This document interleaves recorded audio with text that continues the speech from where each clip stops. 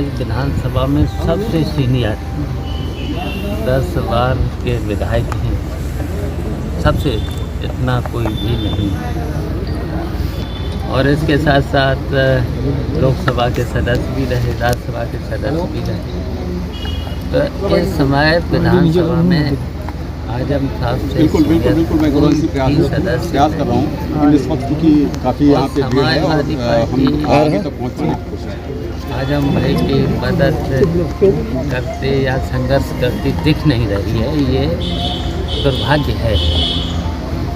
रविदास मेहरोत्रा दुर्भाग्य है। रविदास मेहरोत्रा आपसे मिलने आ रहे हैं, ऐसी खबर आ गई है। अभी हमें अरे जी बात में बीच में क्यों डिस्टर्ब कर। तो देखिए, अभी हमें दिख नहीं रहा है कि समाजवादी पार्टी मदद कर नहीं पा रही, करना चाहिए था। तो अब तो हम तो यहाँ के बाद जाने के बाद, वैसे तो नेताजी की अगुवाई में समाजवादी पार्टी को लोकसभा में भी मनोजा हाँ ठीक रखना चाहिए था। और जबकि लोकसभा में कई सदस्य हैं, राज्यसभा में भी कई सदस्य हैं, तो इस बात को और नेताजी की अगुवाई में अगर धरने पर भी बैठ जाते तो प्रधानमंत्री जरूर नेताजी की बात को सुनते, क्योंकि नेताजी सब जानते, पूरा देश जानता है कि प्रधानमंत्री बहुत नेताजी का बहुत सम्मान करते हैं। तो ये बात समाजवादी पार्टी के लोगों को रखना चाहिए था। इतना सीनियर, इतने फाउंडर मेंबर होते हुए भी आजम भाई की मदद नहीं हो पा रही। इतने छोटे छोटे मुकदमे, झूठे मुकदमे, इतने झूठे मुकदमे, अब केवल एक मुकदमा बचा, एक मुकदमा बचा है केवल। 6 महीना हो गई, बहस हो गई, सब कुछ हो गई, बात आपकी हुई, आपके साथ जा रहे हैं। देखिए, अब हम तो साथ हैं ही, आजम भाई के साथ हैं, आजम हमारे साथ हैं, हम उनके साथ हैं। बीजेपी में समाजवादी पार्टी छोड़ रहे हैं, समाजवादी पार्टी छोड़ रहे हैं, आजम खान समाजवादी पार्टी छोड़ रहे हैं। ऐसा तो कोई सवाल है नहीं। अभी पहले जेल से बाहर आने शुभल जी, और फिर ये सब फैसले उचित समय जब आएगा तब आपको पता लग जाएगा क्या फैसला लेंगे क्या नहीं लेंगे। इतनी जल्दी आप लोगों को ज़्यादा जल्दी है। शिवपाल जी, आजम खान जी जो है 26 महीने से अधिक से समय से सीतापुर जेल में बंद है। समाजवादी पार्टी को अखिलेश जी को जिस तरह से संघर्ष करना चाहिए उस तरह से उनका संघर्ष नहीं दिख रहा है और मिलने भी नहीं। आज आप दूसरी बार मिलने आए हुए हैं, अखिलेश जी खाली मात्र एक बार आए हुए हैं, क्या कहेंगे सर इसका सियासी माने कुछ देखा जाए? देखिए, वही तो मैंने अभी कहा, आजम भाई के प्रति समाजवादी पार्टी को संघर्ष करना चाहिए था और आंदोलन करना चाहिए था। नेताजी की अगुवाई में लोकसभा में भी, जबकि आजम भाई लोकसभा के सदस्य भी थे, तो ये बात रखनी चाहिए था। तो ये तो दुर्भाग्य है, हम लोगों का दुर्भाग्य है, सभी समाजवादियों का दुर्भाग्य है। इसी की पहचान थी समाजवादी, सर कहीं ना कहीं सपा ने आंदोलन, संघर्ष, यही तो समाजवादी की पहचान थी। आपके साथ जा रहे हैं आजम साहब या अखिलेश यादव के साथ? ये तो समय बताएगा, समय के इंतजार करिए, समय बताएगा और जब उचित समय होगा तब सब बातें आपके सामने आ जाएंगी, सब बातें आपको बता दी जाएंगी। एक महंत भी अंदर बंद है, बजरंग मुनि, जिन्होंने एक विवादित बयान दिया था मुस्लिम महिलाओं के लिए। अब मुझे पता नहीं। Thank you. के नेता दो मुहैया साफ है। अभी तक तो टीवी चैनलों पर ये चल रहा था कि शिवपाल जी भाजपा के साथ जा रहे हैं, तारीख भी पड़ गई थी 19 तारीख, 1900 बीत गया, 22 आ गई, अब आजम खान जी के यहाँ जा रहे हैं। तो पहले तो ये तय कर लें कि कहाँ जा रहे हैं, ये तो पहले तय हो जाए।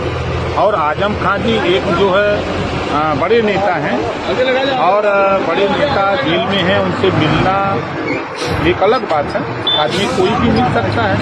हाँ, इस समय जो पॉलिटिकल मामला है, उस पॉलिटिकल मामले में वो उनसे मिलने गए हैं, तो उससे कुछ राजनीति का कोई मतलब नहीं निकल सकता है।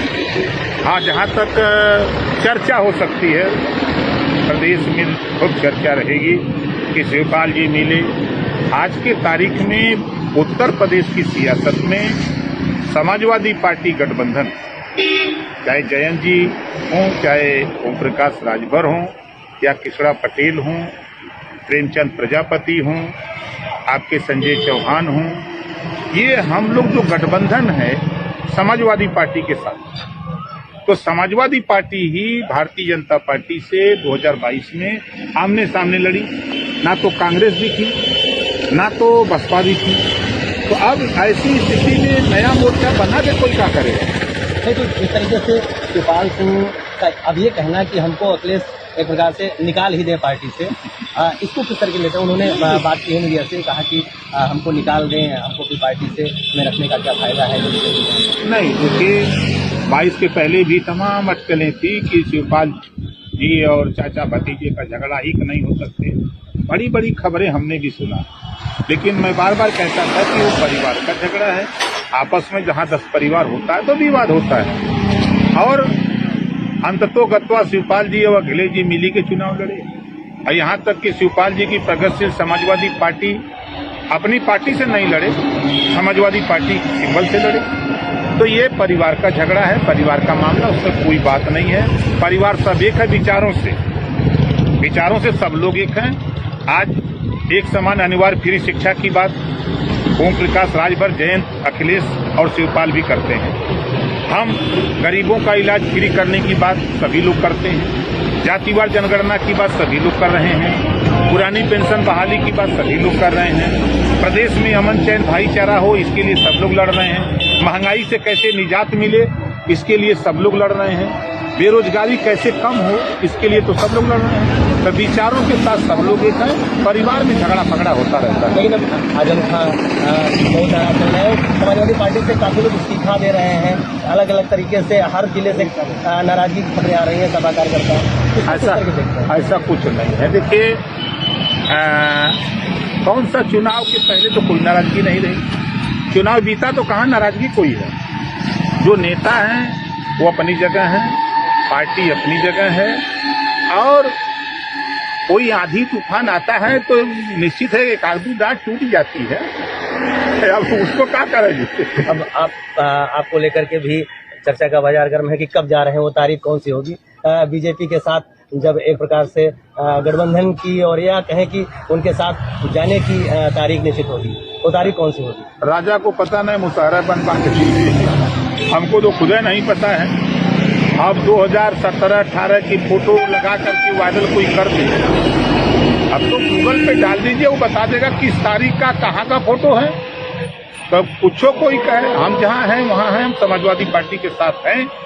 हम लोग मिलके 2024 के चुनाव की तैयारी है। लेकिन सर, जिस तरीके से अब कुछ छोटे लोगों को बीजेपी फिर से साथ ला रही है, और आप भी जो उतरते हैं, जिस तरीके से आप बात करते हैं, अगर बीजेपी मानती है तो क्या वो दरवाजा खुला है और उस पर आप जाएंगे? आपको कहाँ मान रही है? आज बताओ, देश में संविधान बीजेपी मान रही है, कानून को मान रही है बीजेपी। जितने भी गरीबों के, आप हमने देखा कि एक बेचारा गन्ना पेड़ की जूस बेचता था, क्या कसूर है? उसी के यहाँ बुलडोजर चलेगा?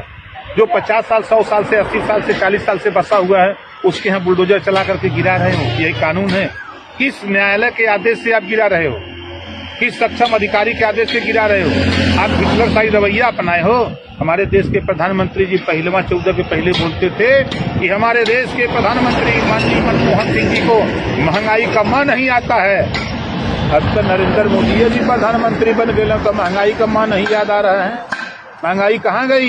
यहाँ इतने लोग हैं, पूछ लीजिएगा, इसमें से 4-6 लोग मिल जाएंगे जिनके घर नींबू कट ही नहीं रहा है। सलाद से नींबू गायब है, 15 रुपया में नींबू। पेट्रोल जो 60 रुपया था तो महंगा था, आज 120 रुपया हो गया तो सस्ता है।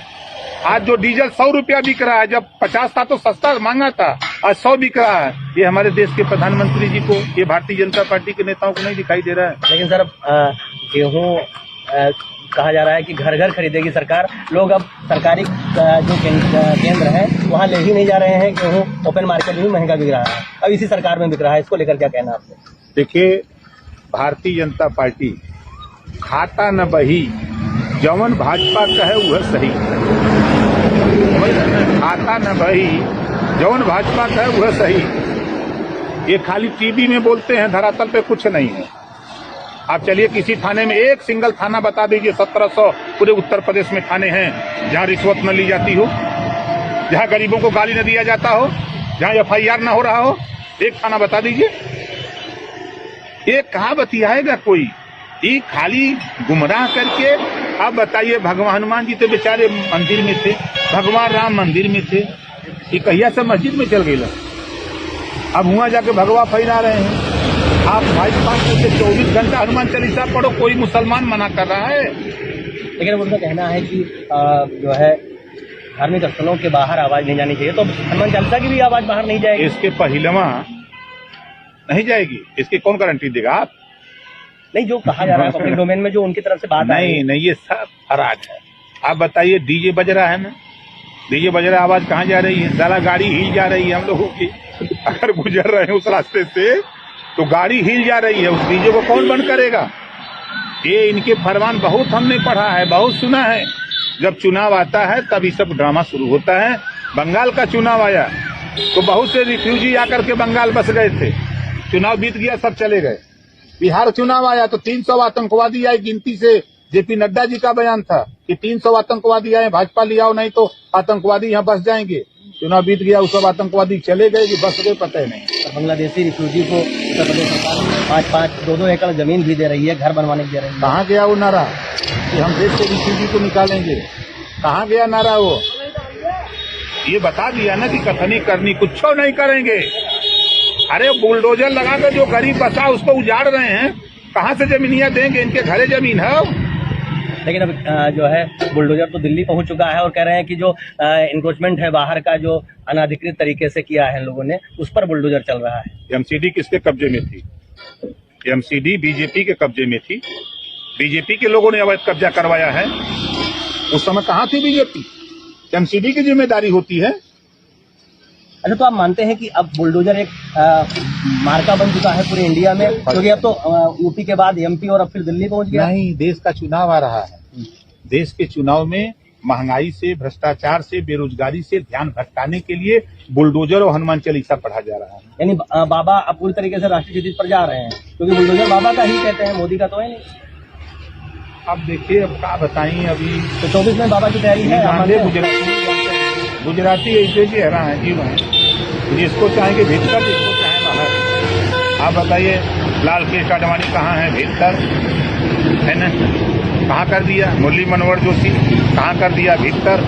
ये गुजराती लोग हैं, अभी सब लोग नहीं समझ पाएंगे। ये गुजराती पूरे देश में जा करके हनुमान चालीसा पढ़े, पिछड़ा दलित अल्पसंख्यक की हनुमान चालीसा पढ़े, और अमित शाह जी का बेटा BCCI का अध्यक्ष बनेगा, राजनाथ जी का बेटा MLA बनेगा। अरे बच्चों तो लोग जाकर के वही मस्जिद में जाके भगवा फहरावे खाली, और कोई काम नहीं है। ये शिक्षा एक समान अनिवार्य फ्री शिक्षा के लिए क्यों नहीं लड़ते? है इनके पास दम? हनुमान चालीसा बजाने वाले लोग ये क्यों नहीं कहते गरीबों का इलाज फ्री में होगा? ये क्यों नहीं इसकी लड़ाई को लड़ते हैं? जातिवार जनगणना की बात क्यों नहीं करते हैं? ये खाली हनुमान चालीसा पढ़ ले कुछ होई। अरे घट घट व्यापी राम है, दुनिया देखे ना। हमारे देश के गांधी जी ने एक उपाय कहा था, रघुपति राघव राजा राम, अल्लाह ईश्वर तेरो नाम। चाहे अल्लाह कहो, चाहे ईश्वर कहो, चाहे हनुमान कहो, चाहे शंकर भगवान कहो, 26 भगवान ये देश में हैं। लेकिन वो लोग कह रहे हैं कि ओम प्रकाश को 2024 पहले लाएंगे जरूर राजभर जी। अरे क्योंकि आपके बिना तो कुनबा अधूरा है अभी। कहाँ? बीजेपी हमारे बिना तो सब अधूरा है, और हम अधूरा है ही एक समान शिक्षा अनिवार्य और फ्री बने। हम अधूरा ही गरीबों के इलाज फ्री के लिए, हम अधूरा है 300 यूनिट बिजली फ्री देने के लिए, हम जातिवार जनगणना कराने के लिए परेशान है। इसको तो कोई करना नहीं चाहता। बीजेपी इस पर सोच रही है तो आप जाएंगे? बस छाव नहीं है, सुप्रीम कोर्ट में प्रधानमंत्री ने एफिडेविट दे दिया, हम जातिवार जनगणना नहीं कराएंगे तो कैसे मान ले? सिखाएंगे